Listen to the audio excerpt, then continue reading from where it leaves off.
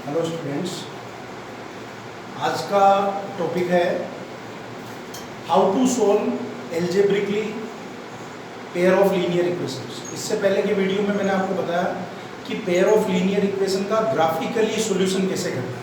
ठीक है, तो ग्राफिकली सॉल्यूशन मैंने बताया था, सबसे पहले दोनों इक्वेशंस का आपको ग्राफ डेवलप करना पड़ेगा और आपको दो ही कंडीशन में सॉल्यूशन मिलता है, एक जब लाइन इंटरसेक्टिंग होती है तब, और एक जब लाइन कोइंसिडेंट होती है तब। इन दोनों केस के अंदर ही हमें सॉल्यूशन मिलता है, इसलिए इसको हम कंसिस्टेंट सॉल्यूशन भी बोलते हैं। अब हमें उसको एल्जेब्रिकली कैसे सोल्व करना है। अगर कोई भी दो इक्वेशंस हमें दी हुई है तो उसको एल्जेब्रिकली कैसे सोल्व करना है। एक बात मैं आपको और बता देता हूँ कि मोस्टली इसके अंदर आपको वही इक्वेशंस मिलेगी जिसमें यूनिक सॉल्यूशन मिलेगा। ओके, आ सकता है पैरेलल वाली भी कंडीशन आ सकती है, इनफाइनाइट मेनी सॉल्यूशन, बट उनके सॉल्यूशन हम लोग इसमें नहीं निकाल पाएंगे, हम सिर्फ यूनिक सॉल्यूशन ही फाइंड आउट कर पाएंगे। ठीक है, तो आज का टॉपिक है algebraically method of solving pair of linear equation. Okay, ये आपको नोटबुक में लिखना भी है। तो एल्जेब्रिकली मेथड हमारे पास 3 मेथड्स है, सब्स्टिट्यूशन मेथड, एलिमिनेशन मेथड और cross multiplication method. Basically 3 method है ये। One more method is there, that is reducible method. ये रिड्यूसिबल मेथड कोई अलग से टाइप नहीं है। इसमें क्या होता है कि वेरिएबल्स जो होते हैं x और y वो डिनोमिनेटर में होते हैं, तो हमको उन्हें सबसे पहले न्यूमरेटर में लाना पड़ता है, फिर उसके बाद में इन्हीं 3 मेथड में से कोई एक मेथड काम में लाना पड़ता है। तो ऐसा समझो कि बेसिकली हमारे पास 3 मेथड ही है, सब्स्टिट्यूशन मेथड, एलिमिनेशन मेथड और क्रॉस मल्टीप्लिकेशन मेथड। ये तीनों मेथड में से आपको किसी एक को सोल्व करना पड़ता है। तो जो एक्सरसाइज 3.3 है वो टोटली डिपेंड है सब्स्टिट्यूशन मेथड पे। उसमें जो भी क्वेश्चंस आपको दिए हुए हैं वो सब आपको सब्स्टिट्यूशन मेथड से ही सोल्व करना है। ओके, तो सबसे पहला मेथड है सब्स्टिट्यूशन मेथड।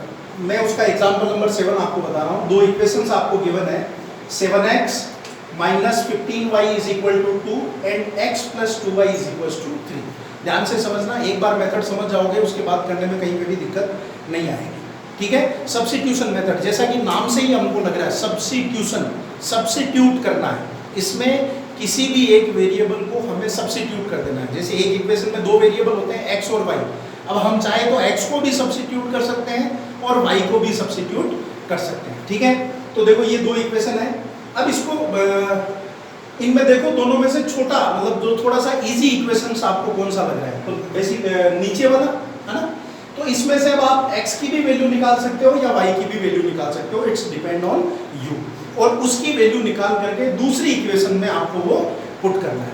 तो यहाँ से x plus 2y is equal to 3 दिया हुआ है, इसमें से मैं x की वैल्यू निकाल रहा हूँ।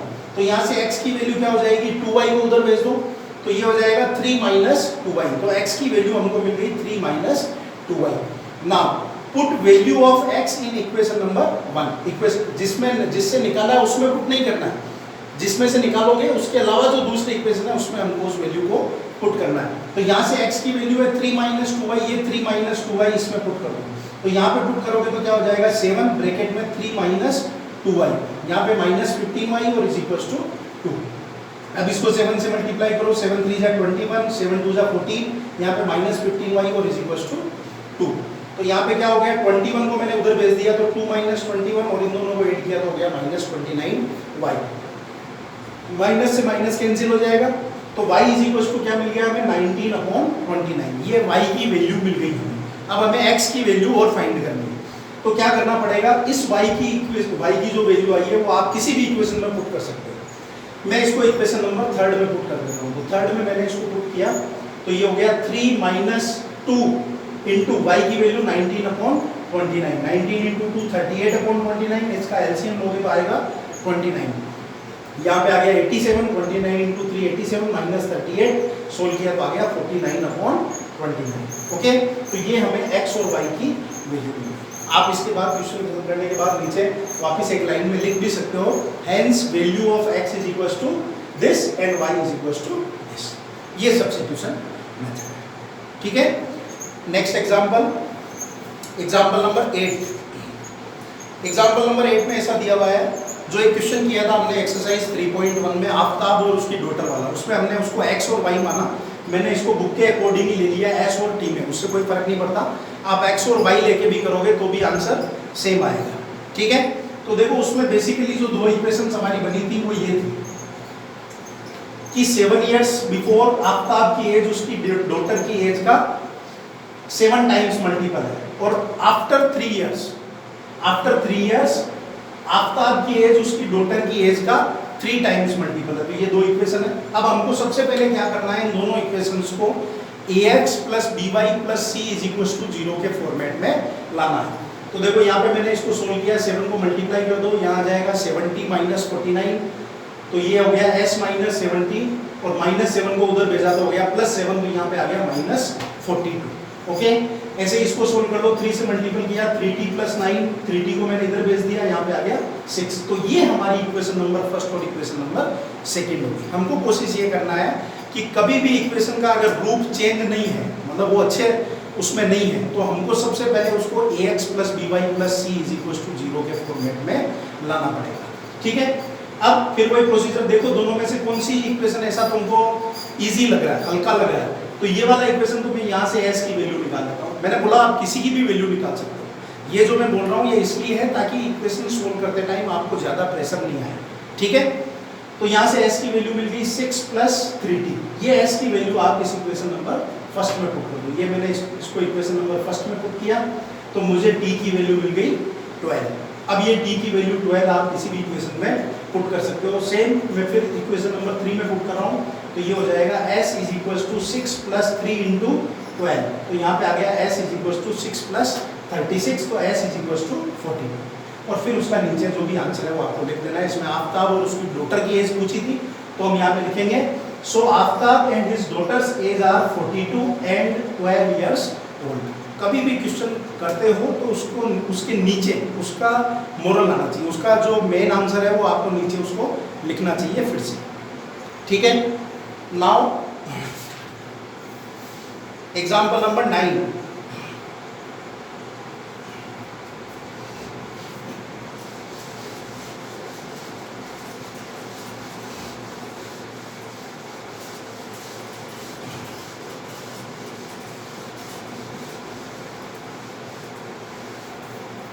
एग्जाम्पल नंबर 9 फिर से जो पीछे हमने एक एग्जाम्पल पढ़ा था एक्सरसाइज एग्जाम्पल नंबर 2 है शायद, उसमें ऐसा कुछ था, cost of 2 pencils and 3 erasers are this and cost of this much eraser and this much pencil is this.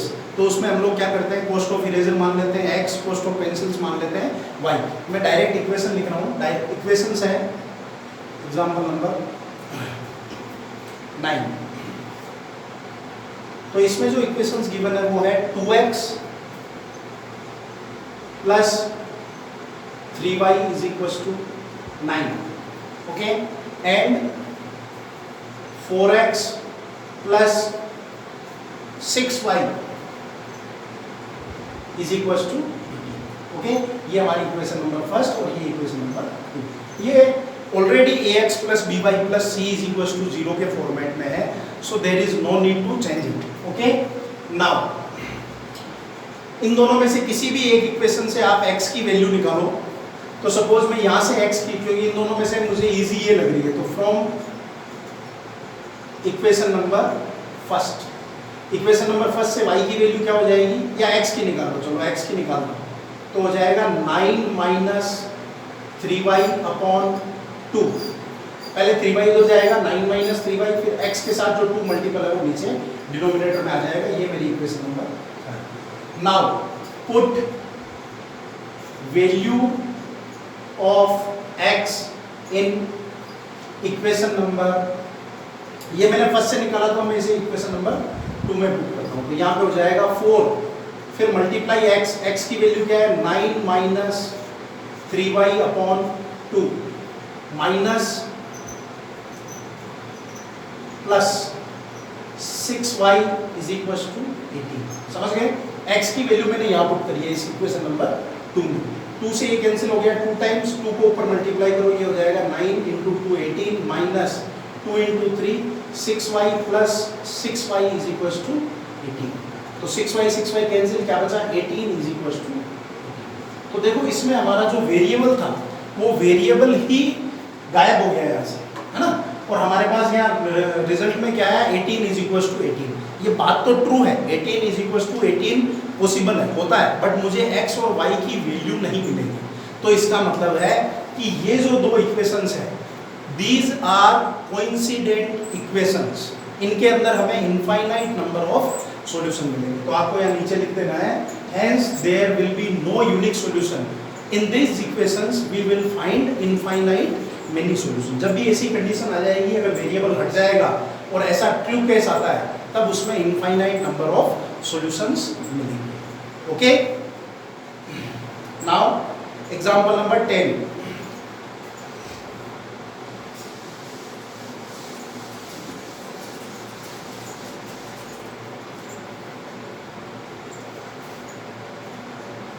Example number 10, ठीक है। तो एग्जाम्पल नंबर 10 फिर से वही एग्जाम्पल नंबर 3 जो हमने किया था पीछे, उसको सोल्व करके बताया। तो इसकी मैं डायरेक्ट इक्वेशन लिख रहा हूँ यहाँ पे, x plus 2y minus 4 is equal to 0 and 2x plus 4y, 2x plus 4y minus 12 is equal to 0। x plus 2y minus 4 is equals to 0 and 2x plus 4y minus 12 is equals to 0. Okay, so this is my equation number first and this is my equation number 2. किसी भी equation से आप किसी भी variable की value निकाल सकते हो। मैं इक्वेशन नंबर फर्स्ट से निकालता हूँ, फ्रॉम इक्वेशन फर्स्ट। अभी तक मैंने x की निकाला था, y की निकाल के देखो। तो यहाँ से y की वैल्यू निकालेंगे तो क्या होगा, y इज इक्वल टू, सबसे पहले 4 उधर जाएगा तो 4x उधर जाएगा, 4 माइनस एक्स, और y के साथ मल्टीपल क्या है 2, तो y इज इक्वल टू आ गया 4 माइनस एक्स अपॉन 2। ये मेरी equation number 3। Okay, now put value of y in equation number 2। जिससे निकालते हैं वेरिएबल, उसी में नहीं पुट करना, उसके अलावा जो सेकंड इक्वेशन है उसमें हमें वैल्यू पुट करना। तो मैं इसे सेकंड नंबर इक्वेशन में पुट करता हूँ। तो देखो यहाँ पे 2x will remain same plus 4 into y, y की वैल्यू क्या है 4 minus x upon 2 minus 12 is equals to 0. Okay, now 2x plus 2 से 4 कैंसिल हो जाएगा, 2 times 2 into 4 8 minus 2x minus 12 is equals to 0. 2 से 4 cancel, 2 times 2 into 4 8 and 2 into minus x minus 2x. Now 2x and 2x cancel, 8 minus 12 minus 4 is equals to 0. इसमें भी variable हट गया और नीचे हमें क्या मिला, minus 4 is equals to 0 which is false। ये बात ट्रू भी नहीं है, माइनस 4 और 0 बराबर थोड़ी हो सकते हैं, which is false। तो हमको इसे ऐसा लिखना है, which is false, so there will be no solution। और ऐसी इक्वेशन जब आएगी तब उसमें हमें कोई भी सॉल्यूशन नहीं मिलेगा। क्लियर? ओके, इससे पहले जो मैंने बताया था उसमें आपको इनफाइनाइट नंबर ऑफ सॉल्यूशन मिल रहे थे और इसमें आपको नो सॉल्यूशन मिल रहा है। ऐसे केसेस बहुत कम आएंगे, एग्जाम में भी बहुत कम आता है। एग्जाम में भी ऐसे क्वेश्चंस मिलेंगे जिसमें आपको mostly unique solution find out होता है। ओके, नाउ तो आज इस वीडियो से आपको इसके एग्जाम्पल्स और एक्सरसाइज 3.3 का क्वेश्चन नंबर फर्स्ट कंप्लीट करना। फर्स्ट में 6 क्वेश्चंस दिए हुए हैं, वो 6 आपको सब्स्टिट्यूशन मेथड से सोल्व करना है। ठीक है, इसमें से 1-2 क्वेश्चन ऐसे हैं जो थोड़े डिफरेंट है, वो मैं आपको यहाँ पे एक्सप्लेन कर देता हूँ। उसके बाद इस वीडियो से आप एक्सरसाइज 3.3 के क्वेश्चन नंबर फर्स्ट तक कंप्लीट कर सकते हैं। नेक्स्ट सेकंड और थर्ड क्वेश्चन में लैंग्वेज वाले प्रॉब्लम है 4 to 5, वो मैं आपको नेक्स्ट वीडियो में एक्सप्लेन करूँगा। ओके, तो आपको इस वीडियो से एक्सरसाइज 3.3 के क्वेश्चन नंबर फर्स्ट तक का वर्क कंप्लीट करना है। ओके, मैं इसके कुछ क्वेश्चन बता देता हूँ। जैसे 3.3 के फर्स्ट का 4,